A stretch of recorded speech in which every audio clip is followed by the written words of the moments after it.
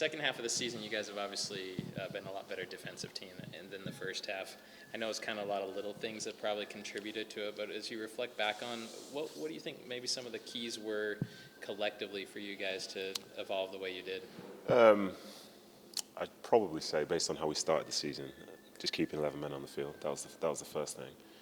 But then also, I think people bought into almost the identity of us overall. Like we're a hard team to beat, and sometimes I think we sort of go away from that and try and be more expansive, try and score lots of goals and stuff. And it doesn't really suit us as much as say it does to be tough to beat first, and then go and try and get goals second. If you know what I mean. So I would say as the year progressed, we started to get some positive results off the back of it, and then it was impossible for people to not buy into it fully. So I'd probably say that was the biggest thing. Almost like there's almost a correlation. You either have to be the go out and score 3 goals a game team, or maybe the tougher team to play against. Do you think it's personnel that kind of dictates that ultimately?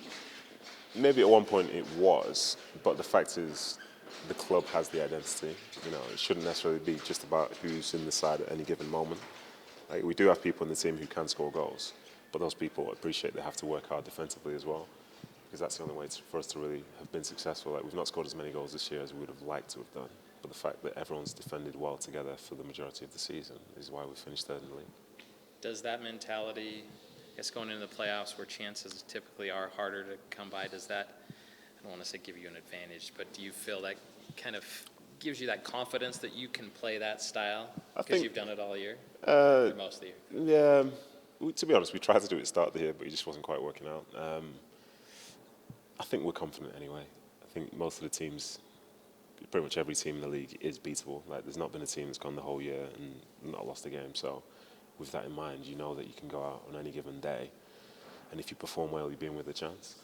And for us, performing well is working hard, limiting their opportunities, taking our opportunities, and, you know, if we ever get a lead, we make it as hard as possible for them to come back into it. So yeah, going into the playoffs, I think our style of play maybe is suited to it.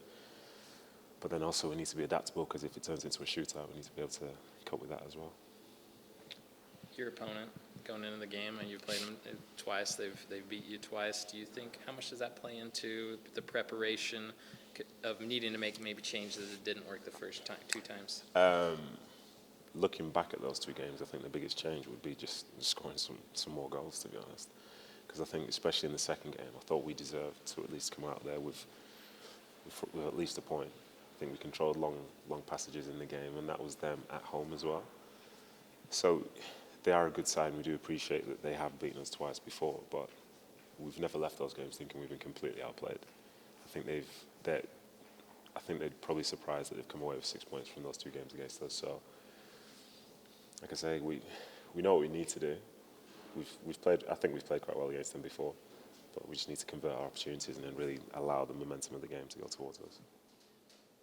Is there a different, you got a taste of the playoffs last year, is there a different feel to those games? Any kind of difference in those games?